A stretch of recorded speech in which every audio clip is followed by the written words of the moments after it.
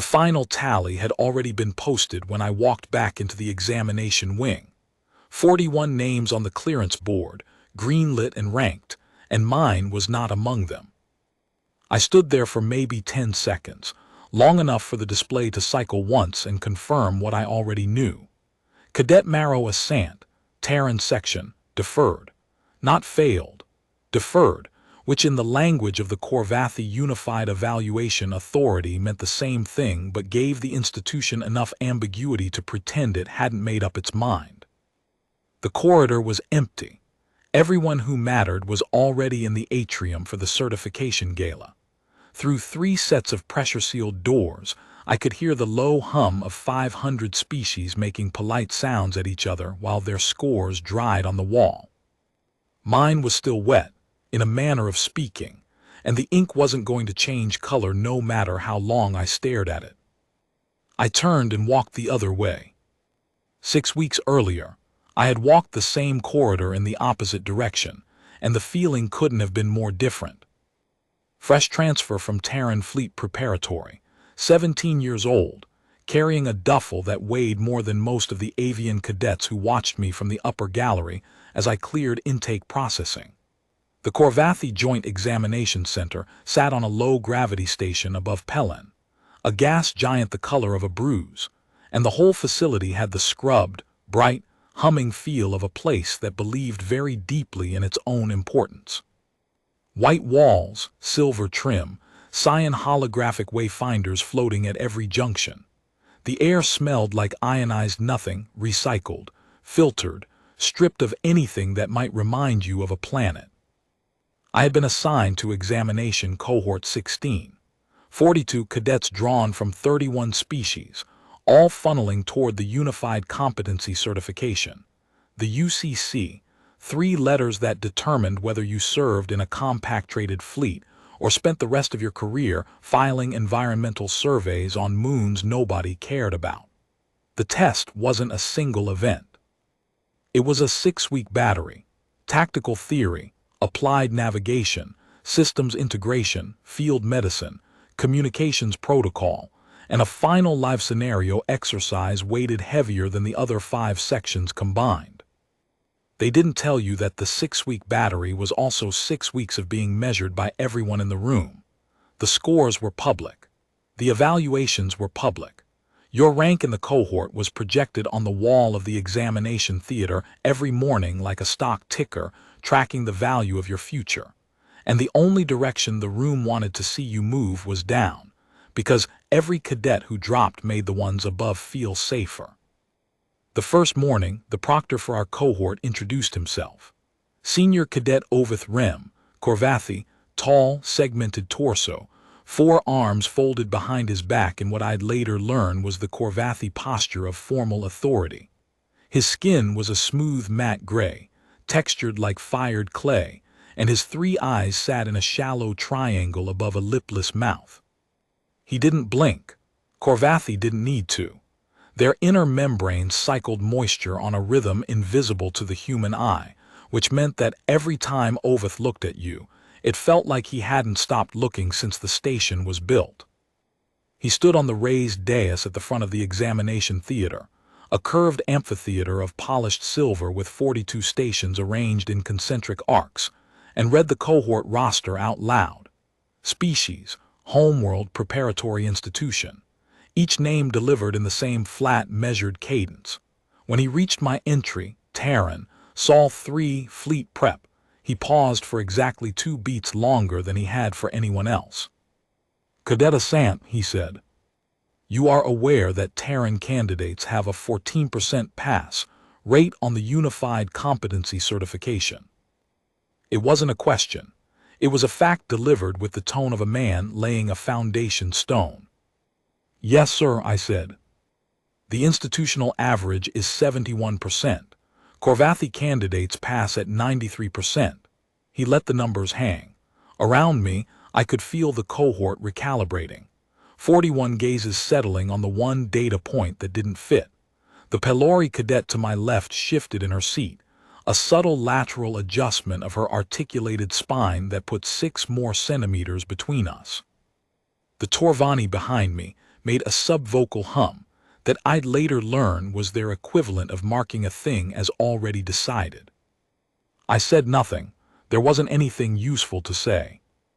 14% was 14%. The numbers were real, and I'd known them before I signed the transfer papers. What Oveth didn't say, and what the room didn't know, was that my father had taken the UCC 11 years before. He'd scored in the top 20 of his cohort.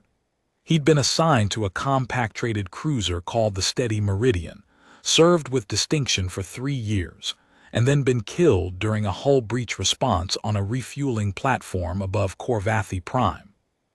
The station's incident logs noted that he'd sealed the breach from the wrong side, from inside the compromised section, where the air was already thinning, because sealing it from the safe side would have taken 11 more seconds, and the breach's expansion rate was faster than 11 seconds allowed. The commendation said he'd saved 41 crew members. The Korvathi had given my mother a small metal disc with his service number on it and called the matter administratively concluded. 41. The same number of names on the clearance board the night I stood in the corridor and didn't find mine. I didn't tell anyone this. It wasn't relevant to the test, but it was relevant to me, and it was the reason I was here instead of anywhere else in the galaxy where a 17-year-old Terran might have been doing something safer with his time. The intake processing itself took most of that first day. Biometric registration, neural baseline scans, species-specific environmental accommodation requests, I checked none, because human atmospheric preferences fell inside the station's default range, which was calibrated for Korvathi comfort and happened to be tolerable for anyone who'd grown up at sea level on Earth.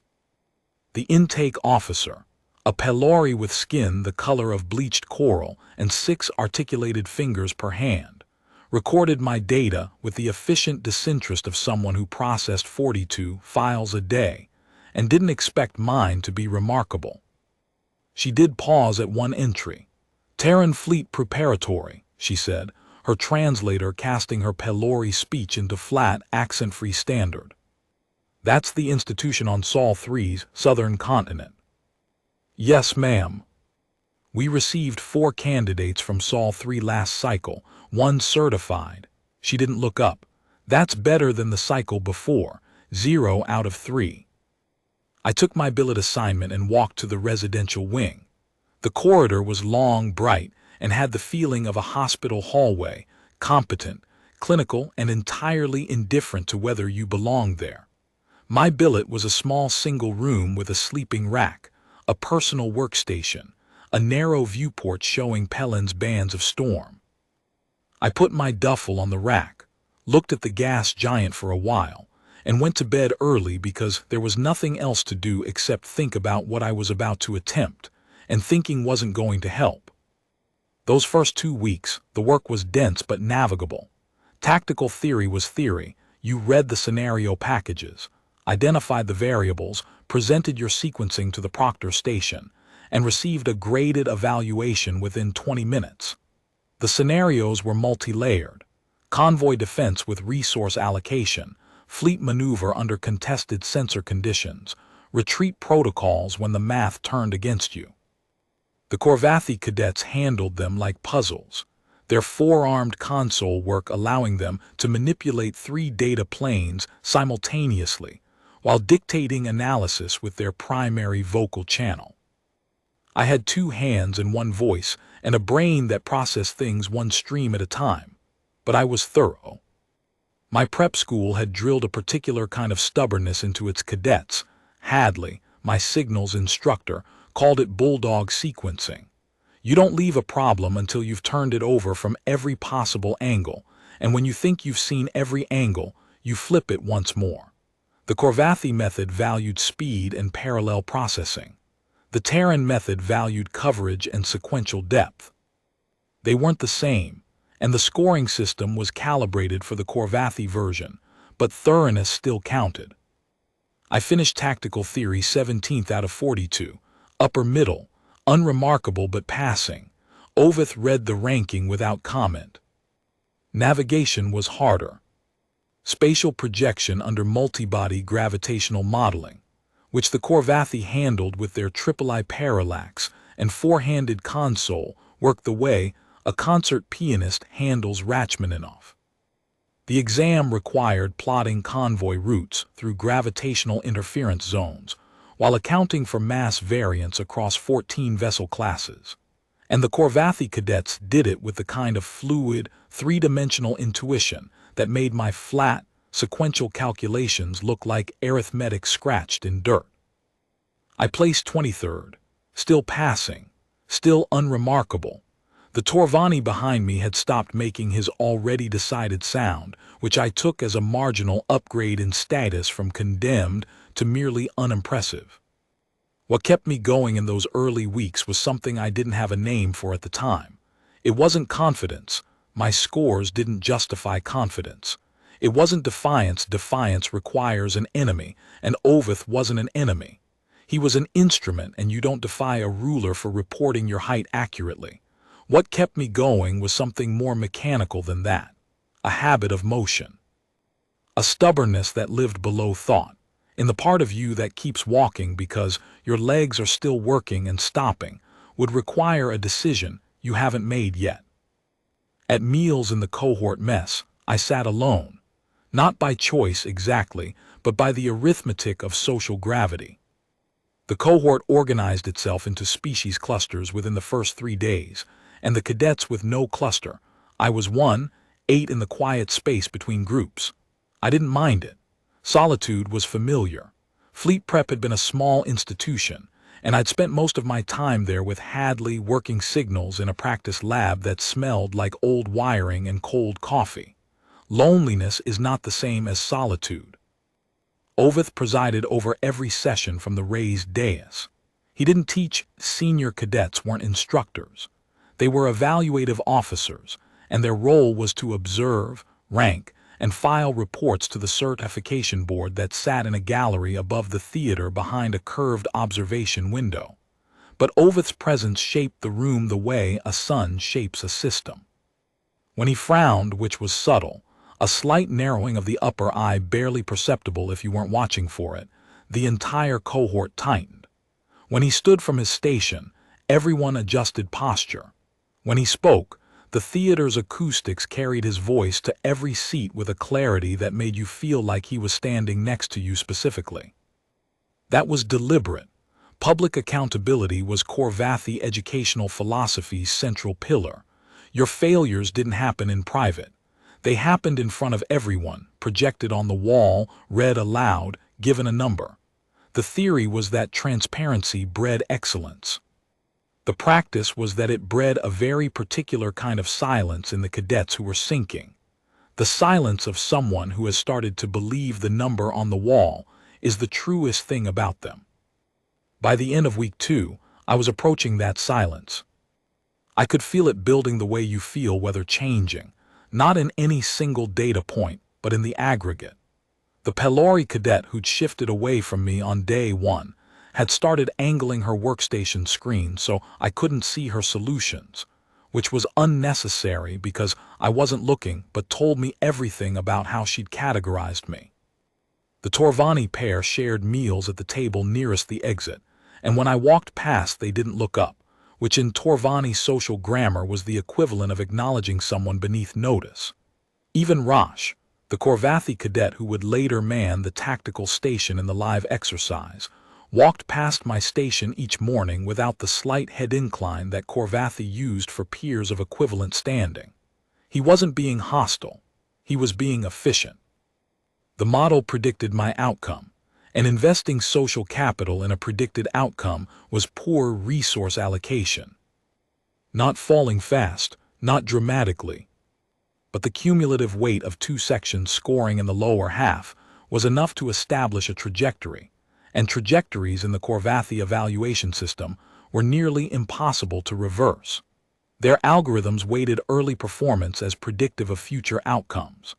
A slow start didn't just cost you points. It trained the system to expect you to keep being slow, and the system's expectations influenced the evaluative framing of everything that followed. and then the communications protocol section began, and the wall I'd been approaching arrived. Comms protocol was the section the UCC used to separate the serious candidates from the ones who'd scraped through on rote memory. It wasn't about operating a comms console. It was about translating intent across species-specific communication frameworks under increasing operational pressure. Reading a Korvathi distress cadence to determine whether a vessel's emergency was genuine or procedural. Parsing a pylori navigational stammer to determine whether their course corrections were tentative or absolute. Interpreting the silence-based priority system, the DASIC used in combat conditions where sound itself was a tactical liability. 17 distinct communication architectures, each with subdialects that shifted under stress, each with failure modes the test was specifically designed to exploit. The Korvathi learned comms protocol the way they learned everything, through algorithmic pattern matching.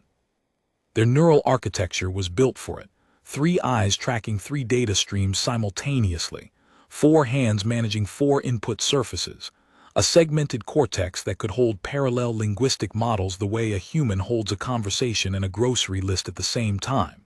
For a Korvathi cadet, comms protocol was an elaborate sorting exercise. Input stream, pattern library, match, respond. The patterns were patterns, and patterns were what Korvathi did the way water does downhill. For me, it was a wall built from 17 different kinds of brick, and I couldn't see the mortar between them. I failed the first diagnostic, not by a slim margin, by a gap wide enough that the scoring system flagged it for immediate remedial review. The Proctor station displayed my result in red, which in Korvathi evaluation color coding meant performance requiring immediate remedial intervention. A red flash on the wall display visible to every station in the theater. 12 cadets turned their heads toward me in the same half-second. I know it was 12 because I was watching the room's reflection in my darkened console screen, counting faces the way you count incoming rounds, automatically, because knowing how many is less frightening than not knowing. Oveth delivered the flag personally. He called me to the dais after the session cleared. The theater was still half full, cadets comparing diagnostics, low murmurs in 6 languages, the quiet industry of people whose scores weren't read. I walked up the 3 wide steps and stood where he indicated, facing the wall display that showed my complete section breakdown. 17 communication architectures. I had correctly parsed 9, partially parsed 4, failed 4 outright, DASIC combat silence, Rithani resonance overlap, Korvathi compressed tactical shorthand, and Yelic tonal layering. The aggregate was the lowest in the cohort, not near the bottom. At the bottom, 42nd out of 42. Cadet Asante, Oveth said, and there was no ambiguity in his tone. He wasn't delivering bad news. He was reading an instrument's output. A failing grade in any individual section results in automatic deferral from certification. Yes, sir. Your diagnostic places you at 42nd of 42. The remedial window is 4 standard days. The next diagnostic is scheduled for day 18. If your performance does not reach passing threshold by that date, your deferral will be automatic and non-appealable. I looked at the numbers. They had the patient, neutral indifference of data that doesn't care what you feel about it. Understood, sir. I will note, Oveth added, his upper eye fixed on me while the lower 2 tracked his personal display, that in the 7 cycles I have overseen this cohort assignment, no Terran candidate who entered remedial standing in communications protocol has recovered to passing. The parallel architecture count exceeds documented Terran sequential processing bandwidth. This is not a judgment of effort. It is a measurement of biological constraint. He wasn't being cruel. He was being precise, which was worse. Cruelty you can dismiss as bias. Precision has no motive you can argue with. I walked back to my station. The entire cohort had heard every word. The theater's acoustics made sure of that. 41 cadets now had a confirmed data point. The Terran was going to wash out. The 14% statistic had a face, and it was mine. I packed my diagnostic materials and walked to the remedial lab. What Oveth didn't know, because it wasn't in my file, and the Korvathi evaluation system didn't have a field for it, was that shame is not the same thing as defeat. They feel similar. They occupy the same space in your chest, the same weight behind your eyes, the same tightness in the throat that makes you want to be smaller than you are. But shame is a direction. It points at you and says you were not enough. Defeat points at the situation and says it's over. I was ashamed. I was not defeated. And where I come from, and I mean the specific neighborhood in the specific city on the specific continent, you carry shame the way you carry a stone in your pocket. You don't throw it away and you don't set it down. You use the weight to keep your feet on the ground while you climb. The remedial lab was a small, bright room off the main examination wing, white walls, a single workstation, ceiling-mounted holographic projectors that could simulate any of the 17 architectures in real time. It was designed for solitary study, which meant it was designed to make you feel the exact dimensions of the gap between where you were and where you needed to be. I sat down at 1900 hours on the evening of day 14 and began to take everything apart. The Korvathi approach to comms protocol was algorithmic: input stream, pattern library, match, respond. It was efficient and fast, and it worked beautifully for any species with parallel processing neural architecture. It did not work for me. I had tried it during the diagnostic and produced the worst score in the cohort because my brain could not hold 17 pattern libraries in parallel any more than my hands could play 17 instruments at the same time. So I stopped trying to be a Korvathi. What their method missed, what their algorithmic approach couldn't account for because it lay outside their evolutionary experience, was that humans don't process communication the way they do. We don't pattern match in parallel streams. We contextualize. We read intent through rhythm, through hesitation, through emphasis, through the shape of the thing that is almost said but isn't. Hadley, the retired signals officer who taught comms at Fleet Prep, had called it listening with your chest instead of your ears. The Korvathi would have called that poetry. It wasn't. It was a description of a method that had no formal name because the species that needed it had never been the ones writing the textbooks. I rebuilt my approach from the ground up across those 4 remedial days, sleeping 3 hours a night and spending the rest in the lab with the holographic projectors running 17 kinds of noise.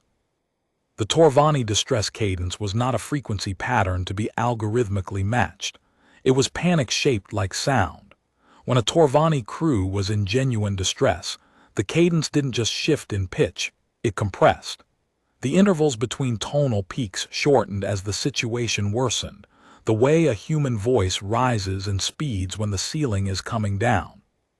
A procedural emergency, serious but controlled, kept its intervals even, its pitch elevated but steady. A fatal emergency erased the intervals entirely, the tones smearing into a continuous rising wail that I learned to feel in my sternum before my ears could parse it. I didn't need to memorize the frequency chart. I needed to hear the fear, and fear is something humans have a lot of practice recognizing. The Pelori navigational stammer was not data corruption. It was precision expressed through repetition. A Pelori navigator repeated course corrections not because their equipment was failing, but because their species encoded urgency through redundancy, an evolutionary holdover from their aquatic origins, where current-borne signals degraded rapidly, and the only way to ensure critical information survived was to send it multiple times. 1 repetition was a suggestion, 2 was an instruction, 3 was a priority. 4 or more was the navigational equivalent of grabbing someone by the shoulders and physically turning them. I didn't need to filter the stammer out. I needed to count it. And the Dacic combat silence, the architecture I feared the most, their communication during combat operations wasn't sound at all. It was the structured absence of sound, and the hierarchy of information was encoded in the duration and sequence of pauses between transponder pings. Long silence meant close contact. Short silence meant flanking element. Medium silence meant faint or low-priority target. The system was elegant and nearly invisible to any species that processed communication as input to be decoded rather than as landscape to be inhabited. The DASIC didn't transmit information in combat. They sculpted it out of nothing, and the sculpture was readable only if you stopped trying to hear it and started trying to feel it. The way you feel the shape of a room when the lights go out. The lab's holographic projectors could simulate 17 architecture streams individually or in combination, and I ran them individually at first, then in pairs, then in groups of 3, building my contextual bridges one connection at a time. The Rithani resonance overlap, one of the 4 I'd failed outright, turned out to respond well to the same approach. Rithani communicated through layered harmonics, multiple meaning-bearing tones stacked on the same frequency, and the algorithmic method required separating each tone into a discrete channel. My method was different. I stopped trying to separate them and listened to the chord. The chord had a shape, and the shape had a meaning, and if I let it wash over me instead of trying to dissect it, the intent came through the way a mood comes through a piece of music, not in the notes, but in the spaces between them. The Korvathi compressed tactical shorthand was harder because it was Ovith's own language and it moved fast. But even there, I found a foothold. Korvathi's shorthand compressed by dropping context cues, which meant the remaining syllables carried disproportionate weight. If I focused on the stress pattern, the way certain sounds were bitten off while others were held, I could reconstruct the dropped context from the emphasis the way you reconstruct a sentence when you only catch every third word in a noisy room. It wasn't perfect. It wasn't going to produce Korvathi-grade accuracy, but it was going to be enough. I sat in the remedial lab alone for hours that blurred into each other. I played recordings until the voices and silences lived in my body instead of my notes. I mapped emotional context to species-specific outputs. I built translation bridges not from lexicon to lexicon, but from feeling to feeling, Torvani panic into Terran triage priority, Pelori urgency into navigational commands, DASIC silence into threat geometry. Each bridge was crude and imprecise and deeply, stubbornly human in its architecture, and it was the single hardest cognitive work I had ever done. More than once I sat there with my head in my hands at 200, the holographic projectors cycling through DASIC silence patterns I still couldn't fully parse, and I thought about Ovith's statistic. 7 cycles, 0 Terran recoveries. Maybe the wall was real. Maybe the biological constraint was real. Maybe the honest thing to do was accept the deferral and stop pretending that stubbornness was the same as capability. Then I'd think about 41 crew members on a refueling platform above Korvathi Prime, and a man who sealed a breach from the wrong side because 11 seconds was too many, and I'd put my head back up and play the recording one more time. On the 3rd night, at somewhere past 100, I had a breakthrough on the Yelic tonal layering. Yelic communicated through overtone modulation, a primary tone that carried the semantic content and a secondary overtone that carried the emotional and priority weighting. The algorithmic approach treated them as 2 separate streams. My approach was different. I listened for the interference pattern where the 2 tones met.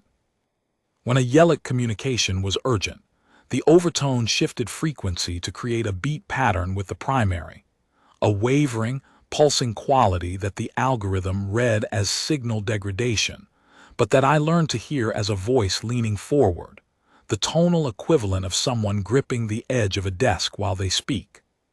When the communication was routine, the overtone locked into a harmonic ratio with the primary, producing a smooth, stable output that felt settled and calm. That left DASIC combat silence as my only remaining outright read architecture. I had used most of my 4 days, and I was running on less sleep than I'd gotten during the worst week at fleet prep. Day 18 arrived, second diagnostic. The examination theater was full. Comms protocol diagnostics were administered simultaneously, 42 stations, 17 architecture streams, 20-minute window. Scoring automated, results posted in real time on the wall display. Everyone would see everyone's score the instant it registered. I sat down, the streams began, and I stopped thinking about algorithms and started listening. Korvathi distress, 3 ships, staggered cadence. The first was genuine distress, compressed intervals, dropping pitch, the fear sound I'd learned to feel in my chest. I flagged it priority 1. The second was procedural, elevated pitch but steady intervals, a crew managing a serious problem without losing control. Priority 3. The third was borderline, intervals compressing but unevenly, the way a voice wavers when someone is trying to decide whether to be afraid. I flagged it priority 2, and added a note suggesting the receiving vessel stand by for escalation. Pylori navigation, a formation under simulated gravitational stress, 4 vessels correcting course. 1 vessel repeating corrections once per instruction, a suggestion, not a commitment.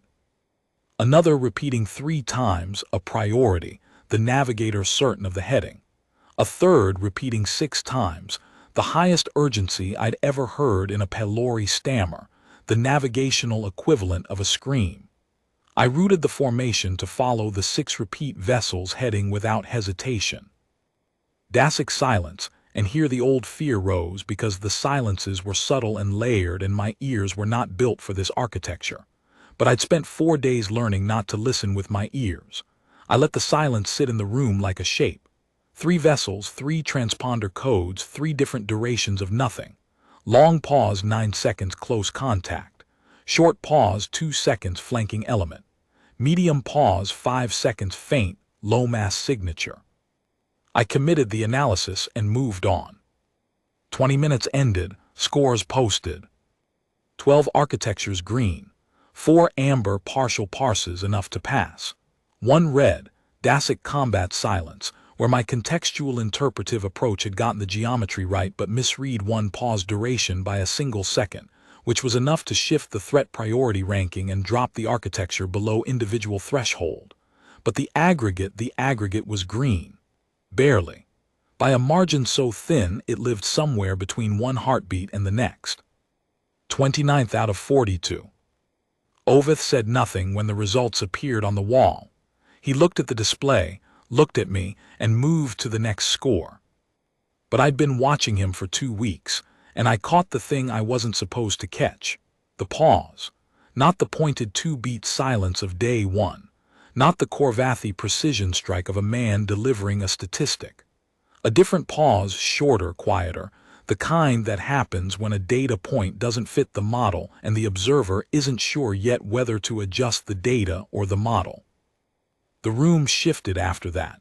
Not with noise, Korvathi facilities didn't permit that. But in the quality of attention, in the way certain gazes lingered on my station half a second longer than they had before.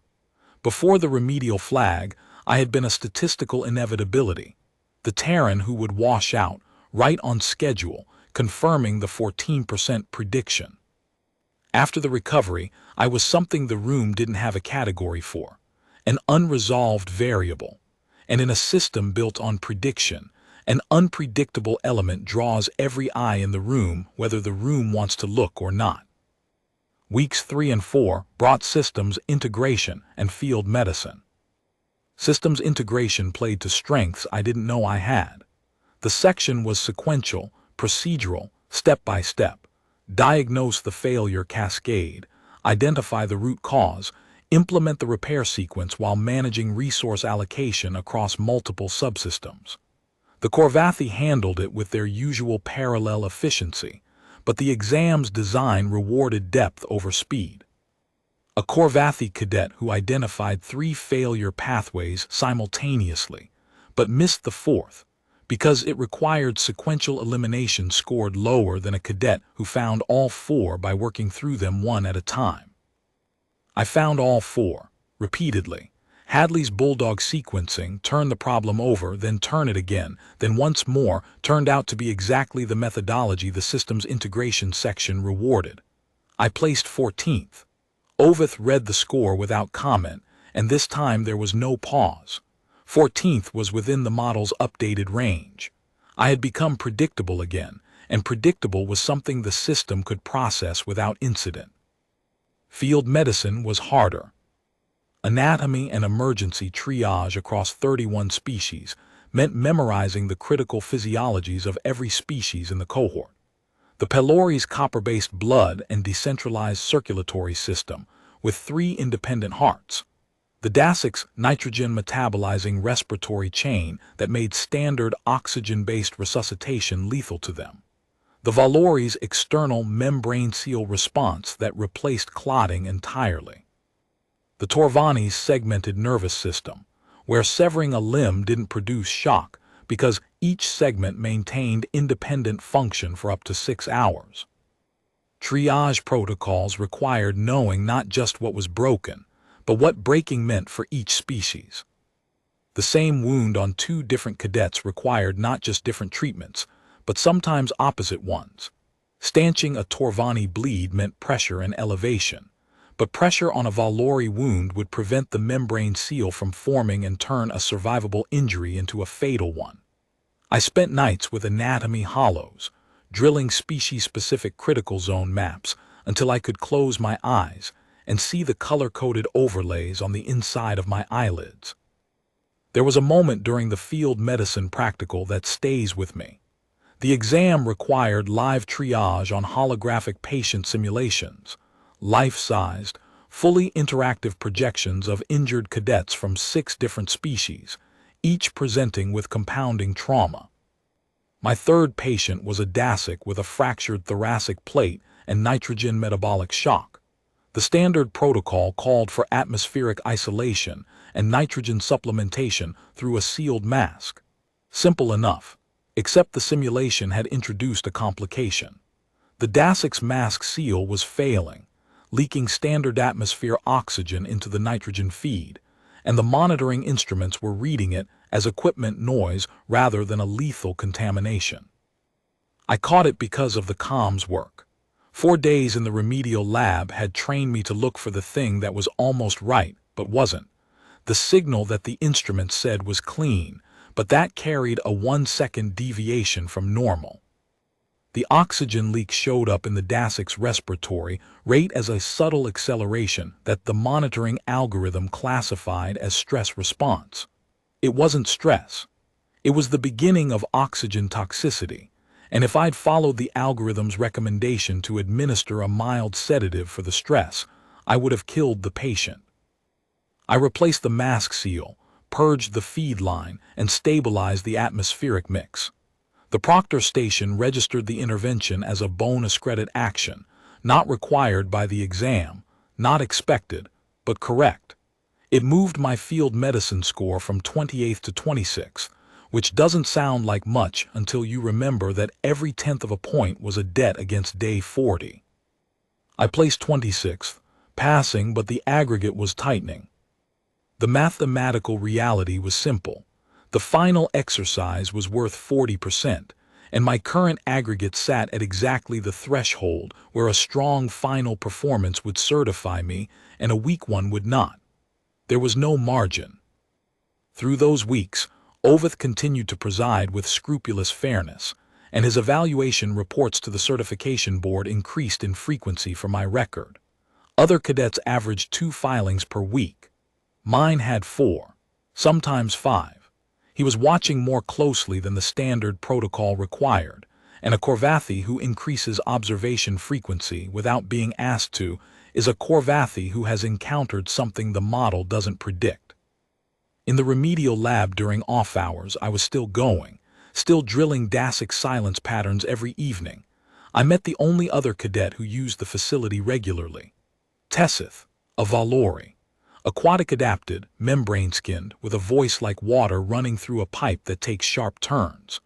Her eyes were large, dark, covered by a translucent membrane that slid laterally when she focused, the Valori version of squinting. She was struggling with tactical theory, which required spatial projection her species processed as volumetric immersion, rather than the flat plane modeling the exam demanded. We worked in parallel silence for several evenings. The remedial lab wasn't a place for socializing. It was a place for people who were behind and knew it, and the only conversation it invited was the one between you and your own inadequacy. One evening, Tessith stopped her tactical replay and asked a question without looking up. "How do you keep doing this?" "Doing what?" "Continuing. After the flag. After the 42nd ranking. After the senior cadet told the entire theater that no Terran has ever recovered from where you were." I thought about it, not about the answer, but about how to say it in a way that would cross the gap between species. Human stubbornness doesn't translate well. Most species hear it as irrationality. "Where I come from," I said, "there was a man who taught a class of students everyone had given up on. The institution said they couldn't pass. The numbers said they couldn't pass. The man didn't have better tools or a different curriculum. He just refused to accept that the answer was decided, and they passed." Tessith's membrane slid, the Valori gesture for something between acknowledgement and skepticism. All of them. Enough of them, enough to prove the measurement was wrong. She went back to her replay. I went back to mine. But the next morning, Tessith's tactical theory score had jumped 4 places. I didn't say anything about it. Neither did she. Some things work better when you don't explain them. During week 4, a cadet named Felis, a Dacic, hollow-boned and feathered in dark brown, failed the field medicine practical so badly that his aggregate dropped below the recovery threshold. Unlike my situation, where the math still held a path to certification, Felis's math was finished. Oveth delivered the result publicly, precisely, without inflection.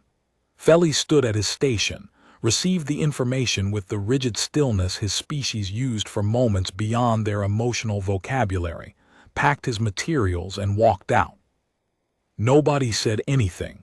The system had processed an output, and the room had processed the system's output, and that was the end of Cadet Felis.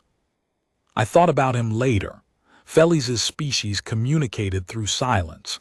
He might have been extraordinary at comms protocol if the scoring framework had been able to see what he could do. But it couldn't, so it said he failed, and so he left. Oveth's secondary notation, the one that recommended the board examine whether its test measured what it claimed to, wasn't just about me. It was about every Felis the system had ever processed and forgotten. Week 5 was the dead stretch. Consolidation, review, and the growing weight of knowing that everything ahead was heavier than everything behind. The cohort was thinning in attention if not in number. Cadets safe in the upper ranks were coasting, while those at the bottom moved through the days with the mechanical quality of people performing an ending they'd already accepted. I was at 22nd overall, passing, but with a margin so thin that the final exercise would decide everything. The live scenario exercise constituted 40% of the total grade. It was classified until 48 hours before execution. All anyone knew was that it would be a full cohort operation, evaluated in real time. The scenario was unveiled on the morning of day 39. A simulated fleet emergency.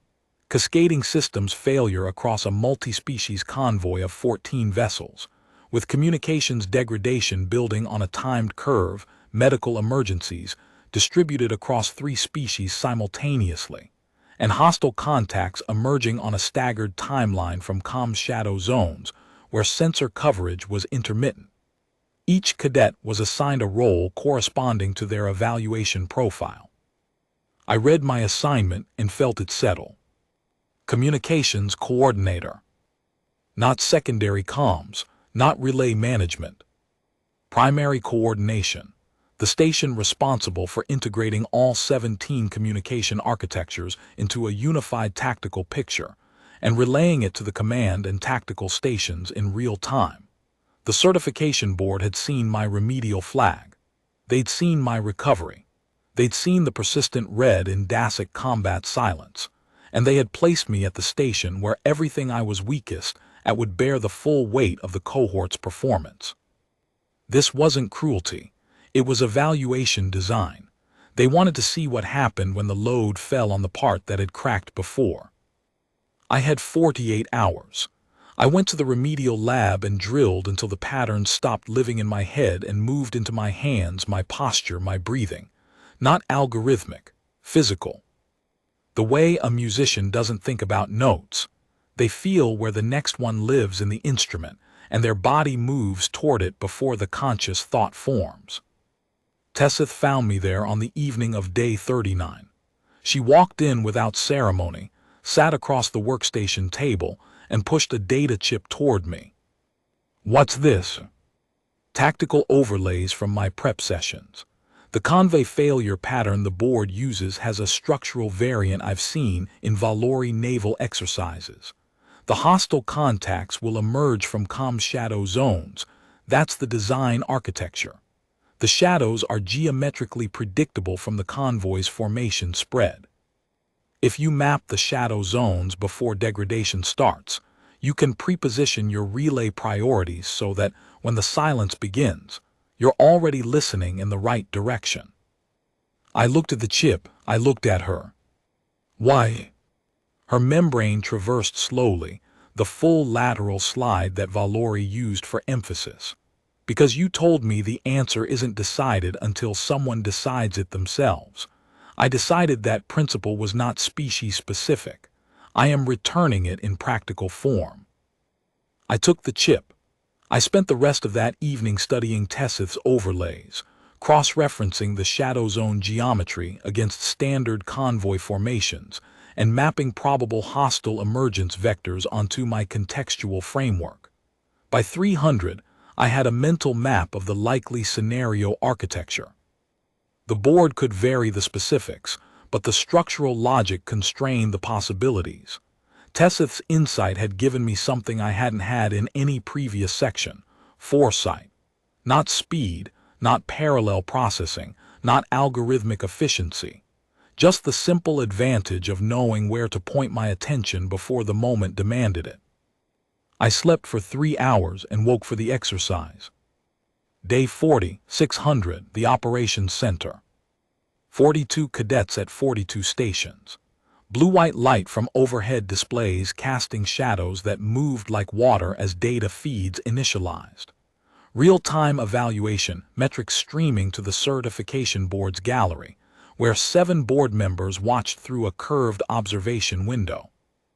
Oveth stood at the oversight station, 4 arms behind his back, 3 eyes cycling across every station in a slow, methodical sweep.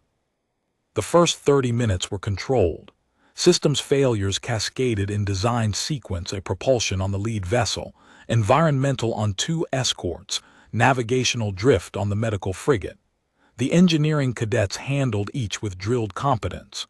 My comm station carried routine traffic, clean signals, standard protocols, nothing that tested anything beyond the baseline. Then the degradation hit. It crept in, a hiss in the Torvani frequency band, a micro-delay in the Pelori relay, a flicker in the Dacic transponder grid. The kind of deterioration that simulates noise until it isn't noise anymore, and by the time you realize the difference, the clean data is already gone. 34 minutes in, 3 Dacic vessels on the outer perimeter screen went silent. Not comms failure, deliberate silence. 3 transponder codes that had been pinging steadily for half an hour stopped, and where there had been data, there was now carefully structured nothing. I felt the old fear. 17 architectures degrading in real time. Priority traffic from 6 species competing for bandwidth that was narrowing by the minute. And the one architecture I was weakest at was carrying the most critical information in the scenario. The tactical station turned to me. Cadet Rosh, a Korvathi, waiting for the threat report. 3 eyes steady, 4 hands poised. He was doing everything the system asked. I was the link in his chain that had broken before. I closed my eyes. Half a second, just long enough to stop seeing the data and start hearing what was underneath. The Dacic silence was not one silence, it was three. 3 vessels, 3 durations, and Tessith's overlays mapped the shadow zones against the formation geometry, which meant I knew where each vessel sat relative to the sensor gaps. Long silence, 9 seconds between pings, close contact, bearing 174. Short silence, 2 seconds, flanking element, bearing 268. Medium silence, 5 seconds, faint, low-mass non-combatant signature, bearing 091. I opened my eyes. Hostile contacts bearing 174, 091, and 268, I called, and my voice was level. Primary threat at 174, range closing. Flanking element at 268, parallel intercept track. 091 contact is a sensor decoy. Dacic silence duration indicates low-mass signature consistent with a drone or probe. Rosh checked his instruments. Nothing on tactical confirmed what I'd reported. The sensor degradation was masking the contacts. Methodology, he asked. A Korvathi who trusts data needs to know the source. Dacic silent contact protocol. Duration analysis cross-referenced with shadow zone geometry. He looked at me for 1 second. Then he committed the threat plot, because a Korvathi who receives a methodology statement will weight it against any data or absence of data, and act on whichever has the stronger analytical foundation. 12 seconds later, the hostile contacts emerged on the sensor grid at the exact bearings I'd called. The room changed. Ovith's upper eye tracked to my station and held for 7 seconds. I counted them the way I'd counted the Dacic pauses, by feel, by the weight of the attention, by the shift in the room's temperature that happens when something occurs that the system didn't predict. The next 2 hours were the hardest comms work I have ever done. The Torvani distress cadence came through corrupted and fractured, and I reconstructed it not from the signal but from the panic underneath. The compression of intervals, the dropping pitch, the moment when simulated fear became something I could feel in my chest and translate into triage priorities the medical station could act on. 3 Torvani vessels with 3 different severities, and the degraded signal made them look identical on the instruments. My method was the only thing in the room that could tell them apart. The Pelori navigational stammer quadrupled as their formation broke under the hostile approach. 1 vessel repeating corrections 6 times per instruction, the highest urgency their protocol allowed, and the automated comms filter was stripping the repetitions as signal noise. I overrode the filter manually. The repetitions weren't noise. They were a navigator screaming the only way her species knew how. I caught a Dacic subtextual shift that the secondary comm station missed entirely. A pause that should have been 3 seconds was 1 second longer than standard sector clear protocol. In Dacic architecture, 1 extra second meant the sector was clear of the declared threat, but contained something the vessel couldn't classify.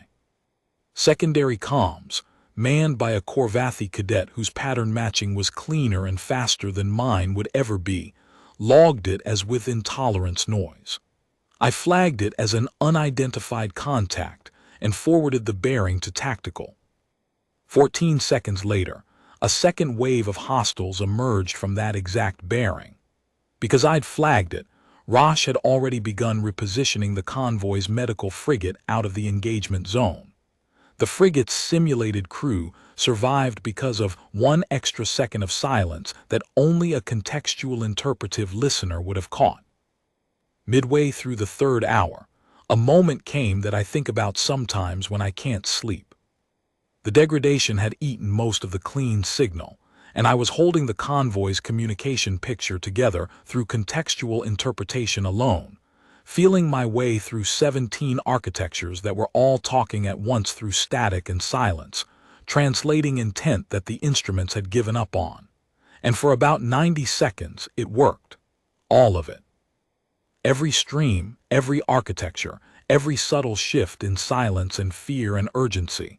I was holding them all, not in parallel the way a Korvathi would, but in sequence so fast that the gap between each interpretation was invisible, listening with my chest to 17 heartbeats at once. It didn't last, it couldn't. The human brain isn't built for sustained multi-stream integration, and after 90 seconds the thread started slipping. I lost the yellic tonal layer first, then the Rithani harmonics, and had to fall back to triaging the most critical architectures while letting the secondary station handle the rest. But for 90 seconds, the entire comms picture was mine, and it was clean, and Rosh's tactical display was getting threat updates from my station faster than his instruments could confirm them. Ovith's upper eye was on me for the entire 90 seconds. I know because when I finally lost the thread and the sweat hit my eyes and I had to blink, his gaze was the first thing I saw when I opened them again. I wasn't the fastest operator in that room. The Korvathi at secondary was faster on every architecture he touched, but speed wasn't what the scenario was testing. It was testing what happened when the algorithms broke, when degradation ate the patterns, when data stopped being data and became noise, and the only thing left was the intent underneath. Feeling, context, the architecture of meaning that exists beneath signal. At 10:18, 4 hours and 18 minutes in, the scenario froze. Displays locked. Data feeds stopped. The room went quiet in the specific way a room goes quiet when something has happened that doesn't fit the expected narrative and nobody is sure whether to be proud or unsettled. Ovith dismissed the cohort. I walked out on legs that felt borrowed. Tessith caught my eye and made the Valori gesture for quiet respect, a slow, deliberate opening of the membrane across her eyes, revealing the full dark iris, the equivalent of a salute between species that don't share the same anatomy. And then the scores posted, and I was standing in the corridor where this story started, looking at 41 names and a space where mine should have been. 31st in the live scenario, green on comms, green on every individual component, but the aggregate, the weighted sum of 6 weeks, fell 0.2 of a point below the certification threshold. 0.2 of a standard unit. I stood in that corridor and the shame was there, right where I'd left it, the same stone, the same pocket. And for a moment, standing in the bright empty hall with the muffled sound of a gala, I wasn't part of filtering through the pressured doors. I thought maybe the stone was all there was. I walked to my billet, sat on the rack, stared at the wall. I should be honest about what that night was like, because leaving it out would be dishonest, and dishonesty is a luxury I can't afford in this story. I sat on the edge of the rack for a long time. I thought about my father's metal disc in my mother's drawer back on Earth, the one with his service number on it. I thought about 14%, and whether the number was a wall or a door, and whether the distinction mattered when you were on the wrong side of it either way. I thought about Hadley, who would have said something dry and practical like, "The score is the score, Maro, but it's not the last score." I thought about Tessith's data chip and the 90 seconds when everything had worked, and the 4 hours and 17 minutes when it had almost been enough. I didn't cry. I don't say that because crying would have been weak. It wouldn't have been. I say it because the feeling was too heavy for tears. It sat in my chest like a stone that had finally found the bottom and settled there, and all I could do was breathe around it. I slept eventually, the way you sleep when your body overrides your mind because the biological machinery doesn't care about certification thresholds. The next morning, a formal summons arrived. Senior Cadet Ovith, Rem's evaluation office. His office was small, bright, spare, a desk, 2 chairs, a holographic display cycling the final rankings. He was seated when I entered, 4 arms in the posture of formal deliberation. Lower arms flat, upper arms crossed. "Cadet Asante, sit." I sat. "Your aggregate score fell below the certification threshold by 0.2 standard units. Your performance in the live scenario exercise has been flagged by the certification board for supplementary review." Specifically, your advanced identification of 3 DASIC silent contact vectors before sensor confirmation, your manual override of the pylori navigational filter during formation breakup, and your detection of the unclassified contact at bearing 247 from a 1-second subtextual variance in DASIC transponder silence. All 3 events fell outside the exercise's expected solution parameters. I waited. The board has asked me to file an evaluative notation. I am required to provide my professional assessment of whether your demonstrated performance indicates a capability trajectory that warrants certification despite the aggregate shortfall. He paused, not the 2-beat of day 1, not the recalibration of the diagnostic recovery. Something longer and heavier. The kind of silence that means a man is choosing between the answer the system expects and the answer the evidence demands. I have filed the notation, Oveth said. I have recommended certification. The room didn't change. The light didn't shift. But the weight of 0.2 of a point began, very slowly, to dissolve. However, he continued, and his upper eye fixed on me with an intensity I had not seen in 6 weeks, I have also filed a secondary notation. The board will review it alongside my recommendation. He turned the display. 3 lines of Korvathi evaluative script. Cadet Asante demonstrates a non-standard communications methodology that falls outside current evaluation parameters. Recommend the Unified Competency Certification. Review its communications protocol scoring framework to account for contextual interpretive approaches utilized by species with sequential processing architectures. Current framework systematically disadvantages non-parallel processing species in a manner that does not reflect demonstrated operational effectiveness. I read it 3 times. Sir, I said, and my voice was steady because 6 weeks had taught me how to hold it steady when everything behind it wanted to crack. You're recommending they change the test. I am recommending they examine whether the test measures what it claims to measure. He placed all 4 hands flat on the desk, absolute directness, no formal distance. Your 14% pass rate is not a reflection of Terran operational capability. It is a reflection of an evaluation system designed by parallel processing species for parallel processing species. You did not fail communications protocol, Cadet Asante. The scoring rubric failed to capture what you did. He stood. The meeting was concluding. Your certification will process within 72 hours, pending board approval. I expect it will be granted. He paused once more, and in that pause I watched a Korvathi senior cadet with 7 cycles of service choose to say something the system had not asked for. For the record, in 7 cycles, I have never filed a secondary notation. The system does not invite its own re-examination. It is not built to question its own instruments. His lower eyes held my face while the upper tracked the display behind me. But the system watched you rebuild a methodology from the ground up in 4 days on 3 hours of sleep. And the system watched you apply that methodology under degraded conditions and produce results that its own sensors did not predict. The system cannot account for what it observed. I believe that is the system's limitation, not yours. I walked out of his office and down the bright corridor. The atrium was empty. The gala was finished. The clearance board was dark. The 72 hours that followed were the longest of my life. I attended the cohort's final debriefing. I ran laps around the station's exercise track, where the low gravity made each step feel like a slow-motion dream of running. I checked the cohort display for board activity timestamps and watched evaluation filings accumulate for other cadets. On the morning of the 3rd day, I was in the mess hall when 17 cadets simultaneously checked their personal displays and stood up. When I walked to the examination wing, 42 names were on the board. 42, where there had been 41. Mine was 31st, the same rank.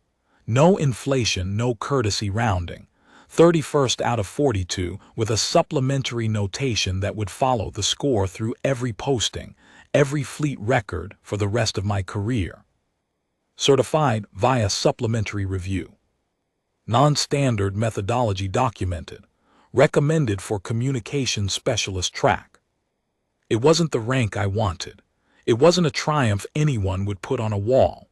Tessith found me in the mess hall and sat across the table without a word, and we ate in a silence that didn't need language because language would have been too small. 0.2 of a point. That is what separated 6 weeks of work from the word deferred, and in the end, it wasn't my score that certified me. It was a Korvathi senior cadet who spent 6 weeks measuring me by a system he believed in, and then, when the system couldn't account for what it saw, chose to question the system instead of the subject. I still carry the shame of that first diagnostic. I carry it the way Hadley taught me, the way my father must have carried whatever he carried onto that refueling platform before he sealed the breach from the wrong side like a stone in your pocket, heavy enough to keep your feet on the ground while you do the thing that needs doing. The pride sits next to it, and they don't cancel each other out. They never do. You just learn to walk with both. 31st out of 42. That is what the record says. It doesn't mention 4 days in a remedial lab, or a Valori cadet who returned a principal as a data chip, or a senior cadet's secondary notation that questioned the instrument instead of the subject. But Ovith's filing is still in the system, and 3 years after my certification, the board revised the communications protocol scoring framework for the first time in 40 cycles. They called it the Contextual Interpretive Supplement. The cadets who benefit from it will never know my name. That is the right outcome. I didn't do it for recognition. I did it because I was 17 years old and 0.2 of a point from disappearing into a statistic, and a man I never met once taught a room full of students the world had given up on, and proved the measurement was wrong. I'm told the pass rate for Terran candidates has risen to 31%. It's not enough, but it's not 14 anymore. And somewhere on that station right now, a cadet is sitting in the remedial lab with their head in their hands, wondering if Ovith was right when he said no Terran had ever recovered. He wasn't. The system was just asking the wrong question. 0.2 of a point, 31 out of 42. Those are the numbers that change the test.